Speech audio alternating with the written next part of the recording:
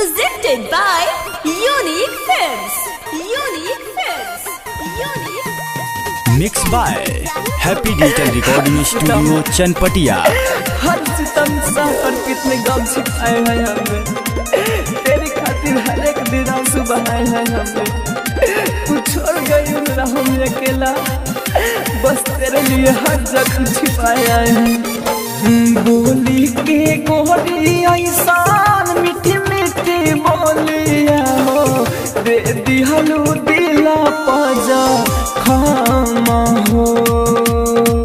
जा जाए बेवफा सा नामा हो, दूसरा के साथ बैठ के गइलू तू डोलिया हो।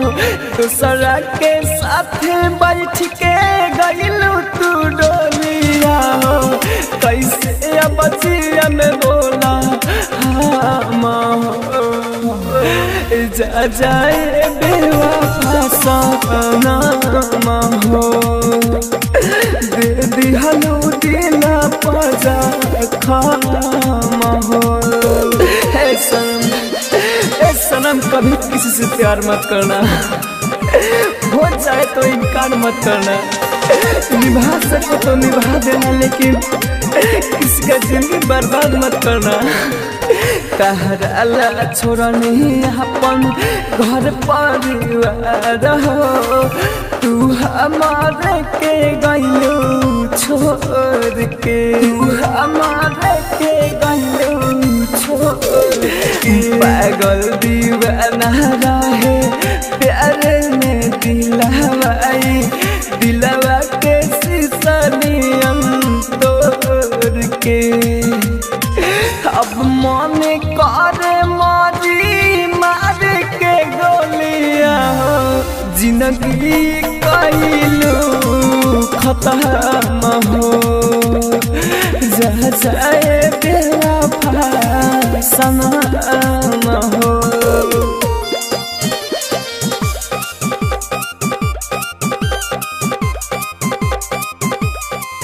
Presented by Unique Films. Unique Films. Unique. वादा तू कइलू साथी जिए भरे के, सब कुछ गइलू तू भूलाई हो, भूलाई हो। दिन रात बढ़ल जाता दिल के दर्दिया, मिले ना दिल के दवाई हो। माहिर मुकेश के बानाई के झलिया हो, तू टलबा राहुल के भरम हो। जा जाए बेवफा सनम हो। बोल के गोरी ऐसान मीठी मीठी बोलिया हो, बोली के गोरी ऐसान मीठी मीठी बोलिया हो।